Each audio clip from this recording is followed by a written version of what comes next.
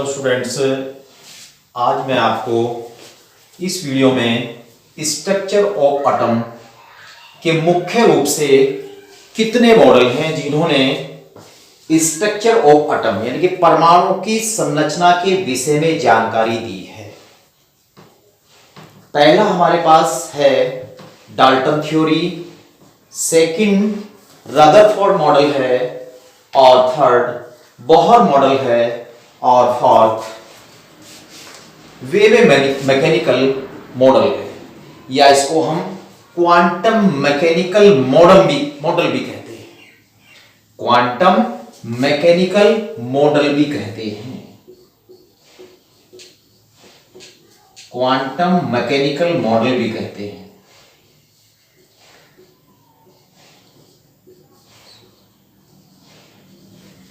Quantum mechanical model भी कहते हैं।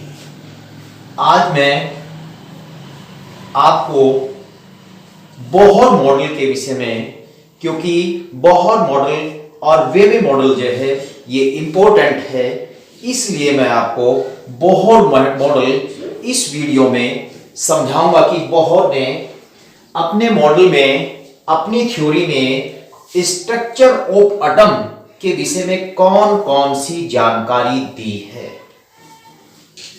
सबसे पहले कुछ हमारे पास टर्म हैं जो स्ट्रक्चर ऑफ एटम में और यूज किए जाते हैं।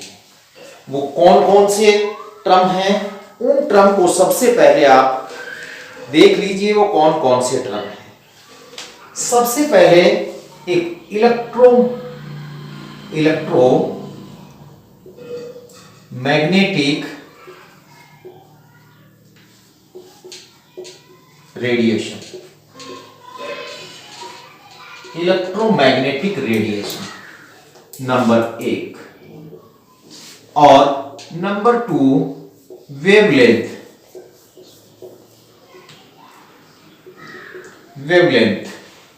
नंबर थर्ड फ्रीक्वेंसी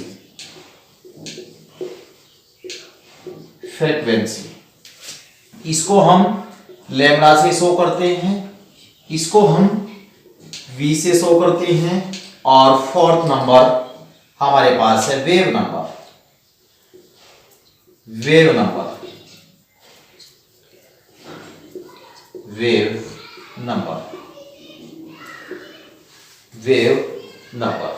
और हमारे पास 5 है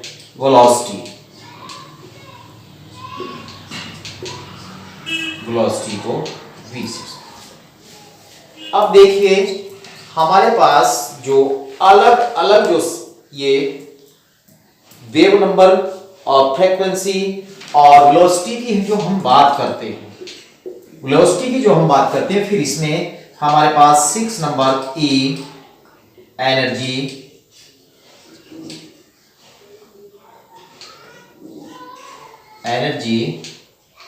और 7 number EP energy of photon,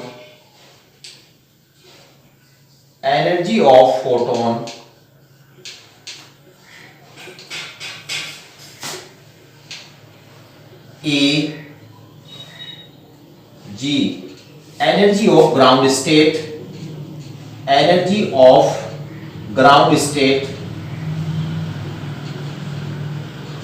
state, और ER बराबर एनर्जी ऑफ रेडिएशन, और M equal to mass of electron, और E equal to charge of electron,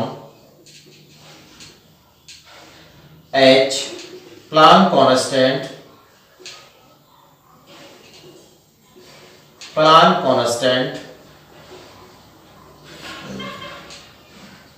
R distance, और N सब सेल नंबर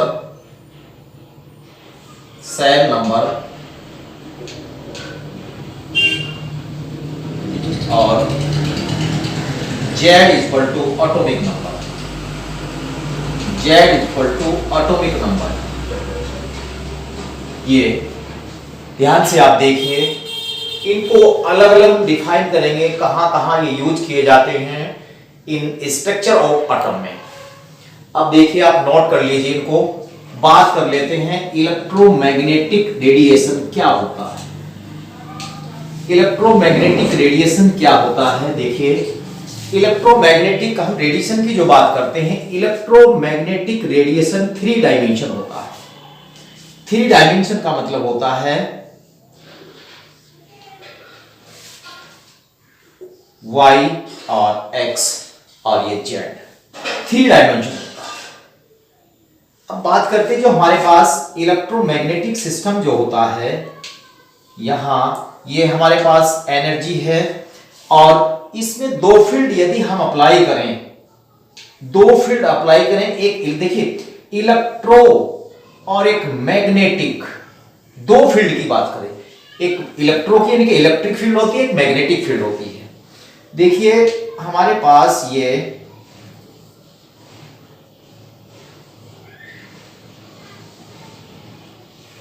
एक हमारे पास मैग्नेटिक फील्ड है और एक हमारे पास इलेक्ट्रिक फील्ड है। ये हमारे पास मैग्नेटिक फील्ड है,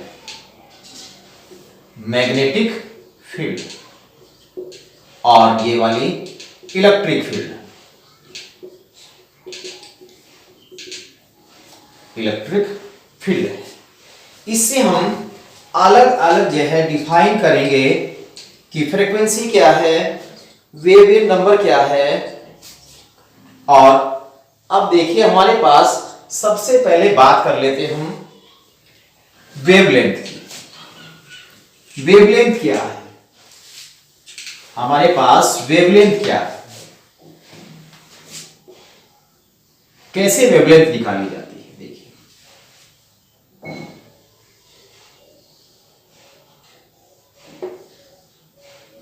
ये जो दूरी देख रहे हैं आप, ये वाली, ये क्रिस्ट, हमारे पास इनको हम क्रिस्ट कहते हैं, इनको हम क्रिस्ट बोलते हैं। और ये हमारे पास थ्रो, ये थ्रो है। अब देखिए ये जो दूरी कहलाती है, ये 2 क्रिस्ट यानी कि बीच की दूरी जो हो जाती है, इनके the distance of 2 crest called the wavelength, ये वेवलेंथ बोली जाती है, ये वेवलेंथ बोली जाती है। इसको हम लैम्बडा से शो करते हैं। और जो हमारे पास वेवलेंथ जो होती है वो प्रोपोर्शनल टू 1/E के होती एनर्जी के, कि जैसे जैसे एनर्जी बढ़ती तो वेवलेंथ घटती है, जैसे जैसे एनर्जी बढ़ती तो वेवलेंथ घटती है। अब बात करते हैं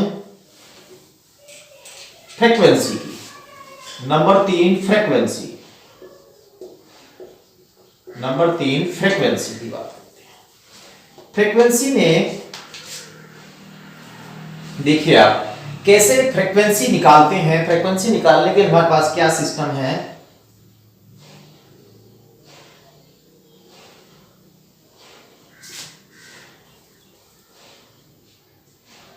देखिए जो हमारे पास ये जो क्रिस्ट और थ्रो की हम बात करते हैं, देखिए हमारे पास ये एक साइकिल हो गई, यहां 1 साइकिल, 2 साइकिल, और यहां ये 3rd साइकिल, और ये यहां पर 3rd साइकिल के बाद 5th साइकिल, ये 5th साइकिल हो गई है। और ये इतनी हमारे पास यहां से 5th साइकिल है, ये 3rd साइकिल है, ये 2 साइकिल है, और ये 1 साइकिल है। ये हमारे पास साइकिल हो गई।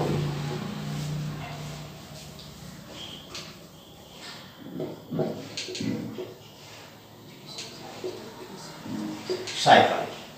और यहां से यहां तक जाने में हमारे पास मान लेते हैं, सपोज करते हैं कि 10 सेकंड लगते हैं। यहां से यहां जाने में 10 सेकंड लगते हैं।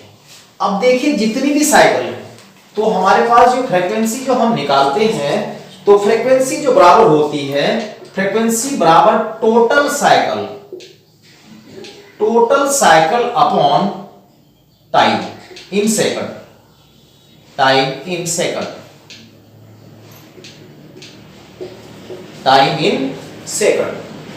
अब देखिए इसको हम कैसे निकालते, परिभाषित कैसे करते हैं कि एक जितने एकांक समय में नंबर ऑफ साइकिल यानी कि साइकिल और लगे समय के अनुपात को, साइकिल एंड लगे समय के अनुपात को हम फ्रीक्वेंसी कहते हैं। देखिए इसमें कितनी साइकिल है, ये अब 0.5 ये हो गई है, तो total number of cycle 0.5 upon 10 second लगी, तो बराबर 5 हर्ट्ज की फ्रीक्वेंसी होगी, आवृत्ति होगी। और आवृत्ति बराबर जो होती है 1 अपॉन लेमड़ा के बराबर होती है। आवृत्ति बराबर जो होती है वो 1 अपॉन लेमड़ा के बराबर होती है। अब देखिए यदि हमारे पास टू वेव हो तो इनमें क्या संबंध हो जाता है।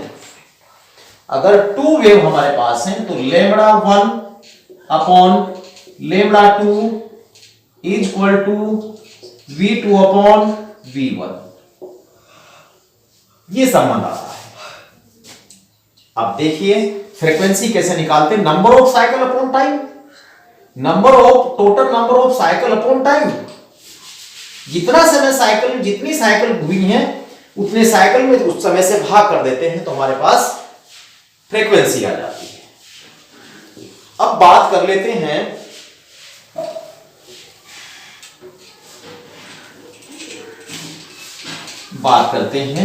वेलोसिटी की। वेलोसिटी जो हमारे पास होती है, वेलोसिटी वो लेमड़ा फ्रीक्वेंसी के गुणनफल के बराबर होती है, यानी कि वेवलेंथ और फ्रीक्वेंसी के गुणनफल को हम वेलोसिटी कहते हैं। अब बात करते हैं वेव नंबर क्या है।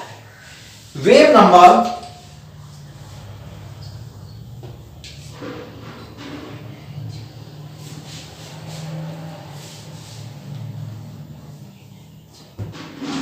हमारे पास ये 1 साइकिल है और ये 2 साइकिल, 3, 4 और ये 0.5 होगी। और यहां अब देखते हैं कि कितनी डिस्टेंस, यानी कि ये डिस्टेंस दे दी गई है, ये हमारे पास डिस्टेंस है।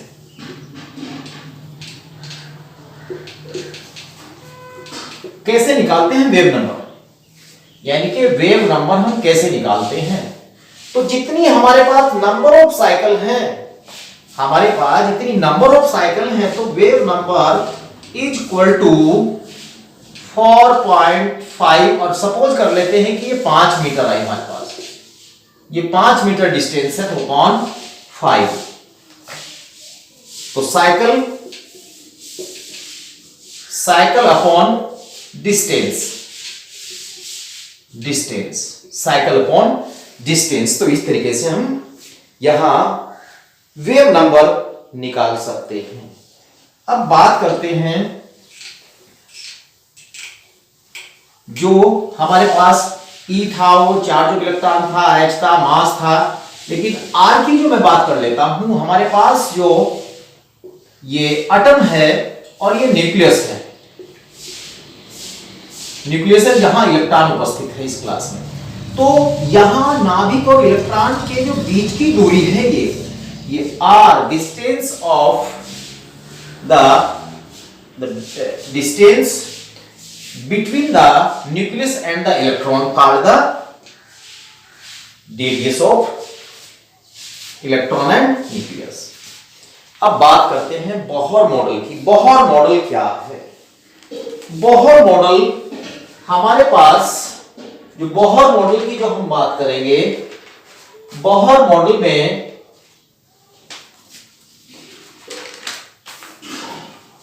देखिए, अब बात करते हैं बोहर मॉडल की।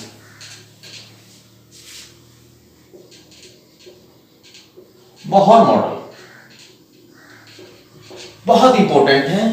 इसमें energy and velocity and the radius of orbit, energy of electrons, velocity of electrons हम ज्ञात कर सकते हैं। वो अलग अलग वीडियो में मैं आपको समझाऊंगा। देखिए, इसका जो फर्स्ट पॉइंट है, इन्होंने जो अपना जो मॉडल दिया उसमें जो मेन पॉइंट बताए, सबसे पहले इन्होंने पॉइंट बताया कि the electron revolve around the electron revolve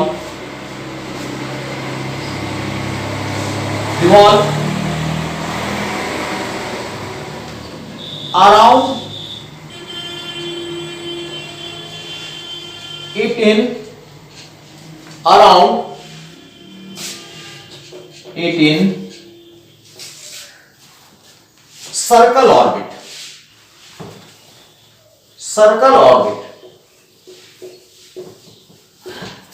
orbits, circle orbits. First point, इन्होंने बताया कि इलेक्ट्रॉन जो घूमता है वो एक सर्कल में घूमता है, एक ऑर्बिट के सर्कल में घूमता है। पॉइंट नंबर 2, इन्होंने बताया कि the large number of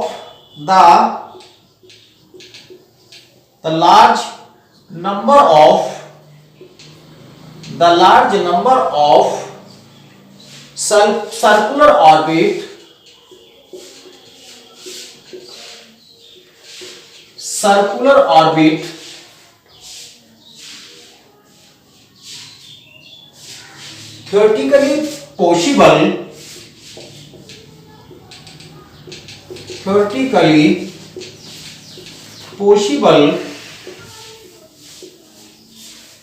theoretically possible around the nucleus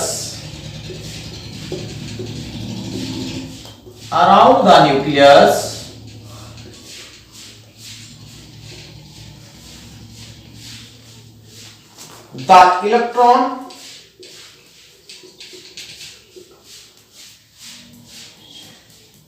revolve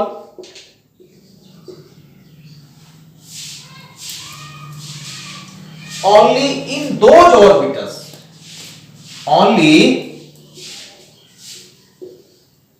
in those orbitals,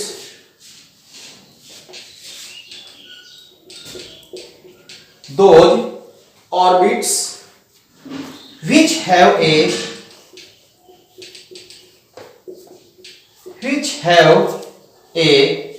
fixed energy,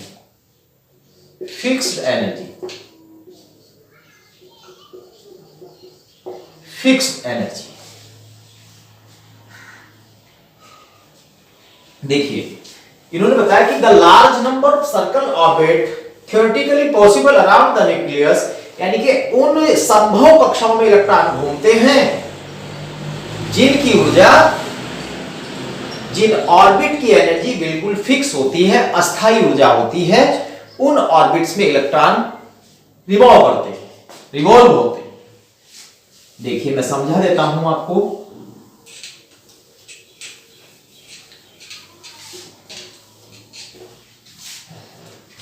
हमारे पास ये एटम है,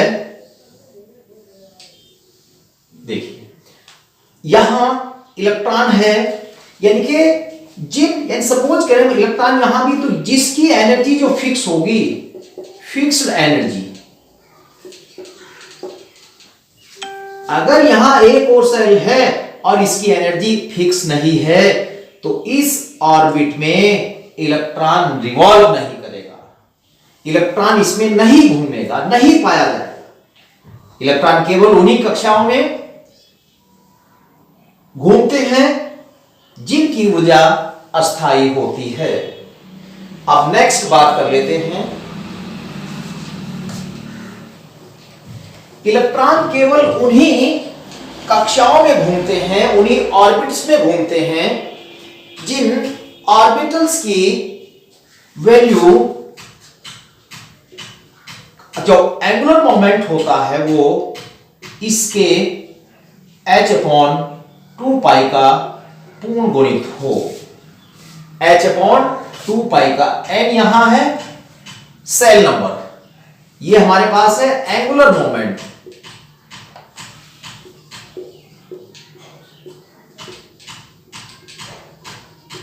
यानी कि इलेक्ट्रॉन उन्हीं ऑर्बिट्स में घूमते हैं जिनका angular moment equal to the h/2π का मल्टीप्लाई या इंटीग्रल मल्टीप्लाई होता है। अब नेक्स्ट बात कर लेते हैं, हमारे पास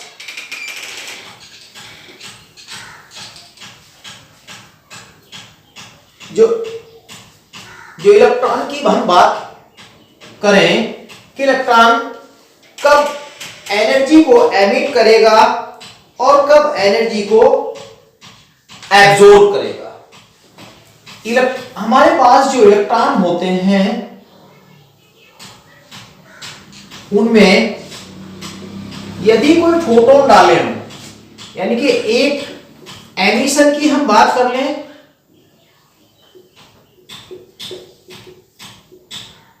एमिशन की अगर हम बात करेंगे और एब्जॉर्प्शन की बात करेंगे, एब्जॉर्प्शन की बात करेंगे, देखिए कब एब्जॉर्प्शन होगा और कब एमिशन होगा। देखिए हमारे पास ये न्यूक्लियस है और यहां जो है एक ये सेल है और दूसरी सेल ये रही और तीसरी सेल ये रही, ये हमारे पास न्यूक्लियस है। यदि इलेक्ट्रॉन हमारे पास एनर्जी लेकर यहां है, एनर्जी उसने ली हुई है, एनर्जी नहीं ली है, इलेक्ट्रॉन हमारे पास यहां है, तो वह इस कक्षा में आता है 3rd to 1, क्योंकि इस सेल की जो एनर्जी है वो हाई है, high energy.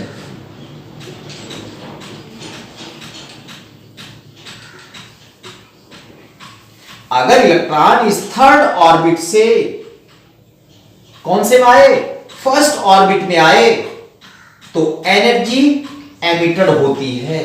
Electron energy emitted करता है, एमिशन करता है, एनर्जी का उत्सर्जन करता है, एनर्जी का उत्सर्जन करता है या एनर्जी का एमिशन करता है। अगर इलेक्ट्रॉन 3rd ऑर्बिट से 1st ऑर्बिट में आए तो ऊर्जा का उत्सर्जन होगा। दूसरे शब्दों में हम कह सकते हैं कि जब इलेक्ट्रॉन हाई एनर्जी लेवल से इस लो एनर्जी लेवल में आता है, लो एनर्जी लेवल में आता है, लो एनर्जी लेवल में आता है तो ऊर्जा का उत्सर्जन होता है। एनर्जी जो है वह एमिट होती है, बाहर निकलती है एनर्जी। यानी कि जब इलेक्ट्रॉन 3rd ऑर्बिट से 1st ऑर्बिट में आता है या electron high energy level orbit से, जो हाई एनर्जी लेवल का जो ऑर्बिट हमारे पास ये है, इससे हमारे पास वो लो एनर्जी लेवल वाले ऑर्बिट में जाएगा तो एनर्जी का एमिशन होगा, ऊर्जा का उत्सर्जन होगा। ये बात कहते हैं कि इलेक्ट्रॉन जब एमिशन हो। अब एब्जॉर्प्शन की बात करते हैं। हमारे पास ये न्यूक्लियस है, 1 क्लास, 2 क्लास और 3rd क्लास। इलेक्ट्रॉन इस क्लास में प्रेजेंट है, ये हमारा लो एनर्जी ऑर्बिट है, लो एनर्जी ऑर्बिट है, लो एनर्जी ऑर्बिट है, यानी कि जिसकी लो एनर्जी ये है हमारे पास, ये हमारे पास न्यूक्लियस है, ये न्यूक्लियस है, नाभिक है, हिंदी में मैं लिख रहा हूं इसका नाम, ये नाभिक है। तो अगर हमारे पास ये 3rd orbit, 2 orbit, 1st orbit, और ये जो हमारे पास ऑर्बिट है ये हाई एनर्जी ऑर्बिट है, ये हाई एनर्जी लेवल वाला ऑर्बिट है। यदि इलेक्ट्रॉन यहां से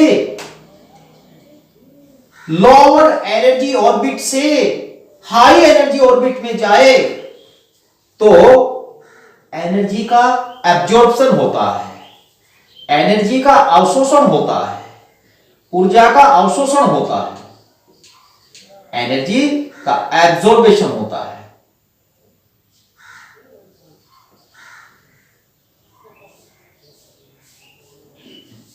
एनर्जी का एब्जॉर्प्शन होता है। ये बात ध्यान दें कि कब इलेक्ट्रॉन यानी कि हमारे पास जो एनर्जी को देता है और कब लेता है। अगर electron high level energy orbit से लो लेवल एनर्जी ऑर्बिट में जाता है तो एनर्जी का एमिशन होता है, और यदि इलेक्ट्रॉन लो एनर्जी ऑर्बिट से हाई एनर्जी ऑर्बिट में जाता है तो एनर्जी का एब्जॉर्प्शन होता है। ये क्यों ऐसा क्यों होता है?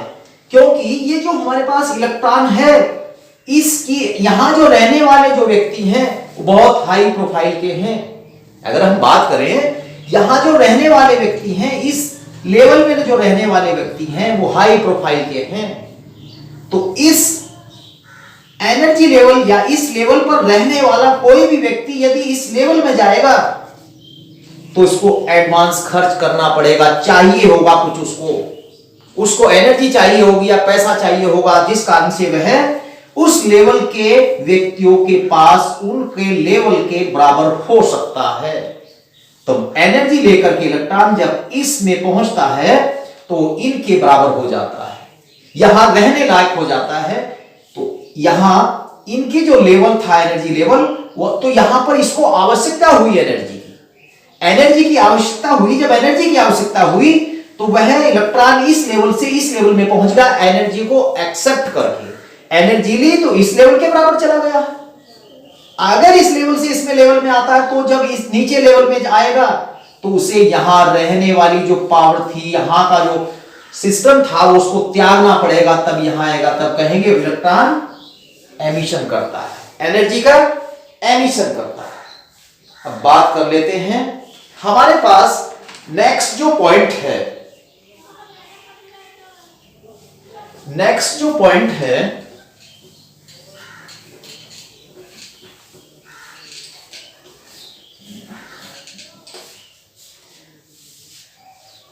fifth point, the amount of energy emitted or absorbed. The amount of energy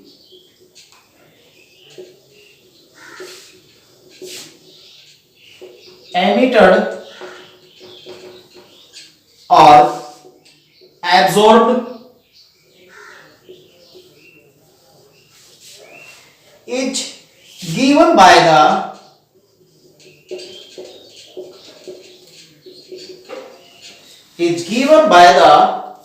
difference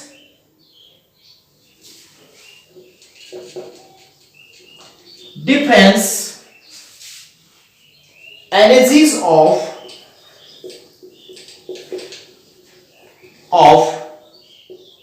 the two energy level। कैसे? यानी कि यदि हमारे पास ये न्यूक्लियस है, ये यहां हमारे पास ये इसकी एनर्जी E1 है और इसकी एनर्जी E2 है। अगर इलेक्ट्रॉन यहां से यहां जाए या इलेक्ट्रॉन यहां से यहां आए तो हम कैसे ज्ञात करें कि कितनी एनर्जी उसने ली और या कितनी एनर्जी उसने दी? The amount of energy emitted or absorbed is given by the difference energies of the two energy level। यानी कि यदि हम दोनों के अंतर को हम निकाल दें, delta E is equal to E2 minus E1, तो हमें पता चल जाएगा कि इलेक्ट्रॉन यदि इसमें जाता है तो वह कितनी एनर्जी एब्जॉर्ब करेगा। यदि इलेक्ट्रॉन इस E1 जो हमारे पास जो ऑर्बिट है, इससे इसमें जाएगा तो इसकी पहले एनर्जी कितनी थी इलेक्ट्रॉन की, फिर कितनी हो गई, तो इसका जो डिफरेंस ज्ञात कर ले तो एब्जॉर्ब एनर्जी आ जाती है। और यदि इलेक्ट्रॉन इसमें से इसमें आता है तो भी एनर्जी हम ज्ञात कर सकते हैं कि कितनी एनर्जी इसने बाहर दी, जिससे इलेक्ट्रॉन हाई एनर्जी ऑर्बिट से लो एनर्जी ऑर्बिट में आ गया है। तो इस टाइप से हम एनर्जी फाइंड कर सकते हैं। Next point,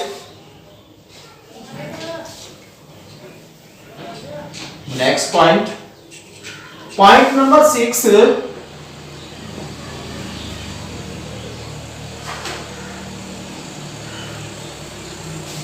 to type force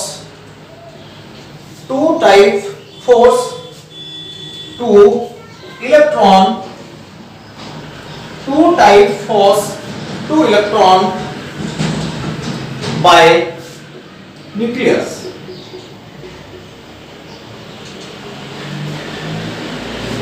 First,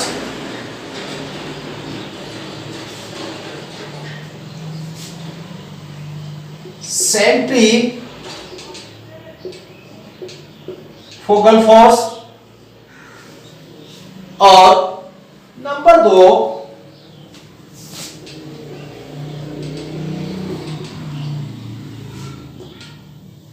centripetal force.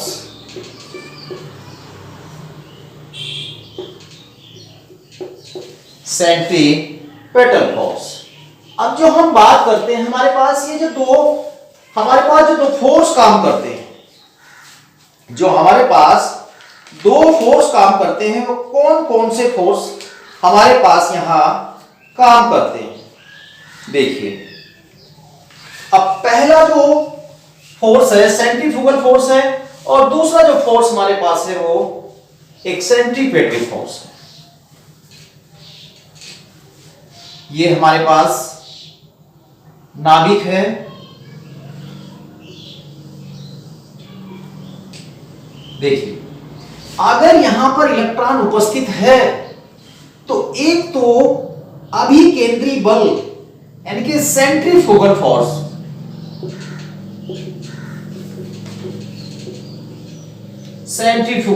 काम करता है। सेंट्रीफ्यूगल फोर्स काम करता है, और एक हमारे पास जो इलेक्ट्रॉन पर लगने वाला बल जो है वो सेंट्रीपेटल फोर्स होता है। सेंट्रीपेटल फोर्स होता है, जिस कारण से जब ये बल दोनों बराबर, एक हमारे पास जो सेंट्रीफ्यूगल फोर्स होता है, ये जो सेंट्रीफ्यूगल फोर्स, और देखिए यानी कि mv² अपॉन r और ze² अपॉन r², जब ये दोनों बराबर हो जाते हैं तो इलेक्ट्रॉन कक्षा में घूमता है, कक्षा में रुकता है। इलेक्ट्रॉन कक्षा में रुकता है। नेक्स्ट पॉइंट नेक्स्ट वीडियो में। धन्यवाद। आ जाओ भाई।